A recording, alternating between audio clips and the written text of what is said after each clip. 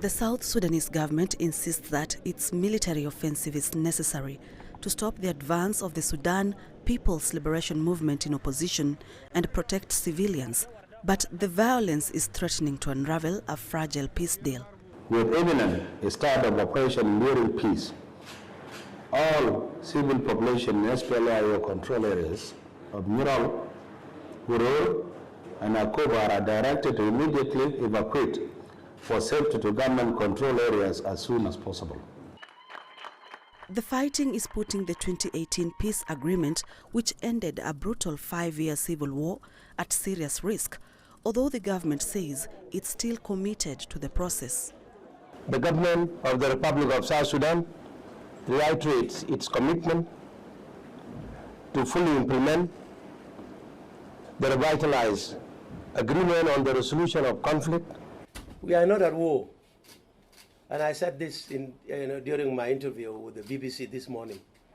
The SPLA-IO, the spokesperson, said they are advancing toward Juba. So we are only stopping the advance of the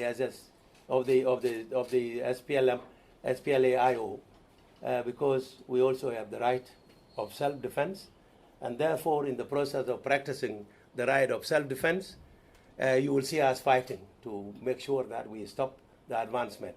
But the country is not in war. We are not in war. But it's the civilian population that is bearing the brunt of the violence. Doctors Without Borders is warning that dwindling medical supplies in conflict zones could soon leave thousands without critical care.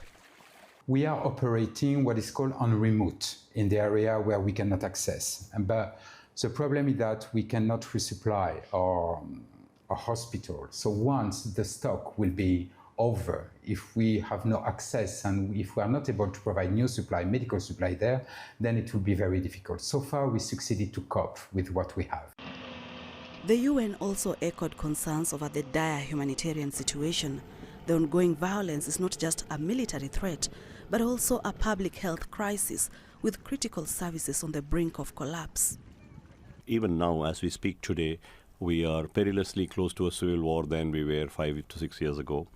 We are in a situation where the peace agreement is in threat.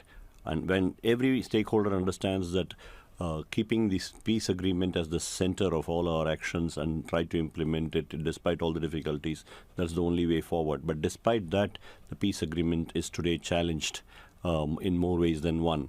With national elections planned for later this year, observers fear renewed fighting could further destabilize the country.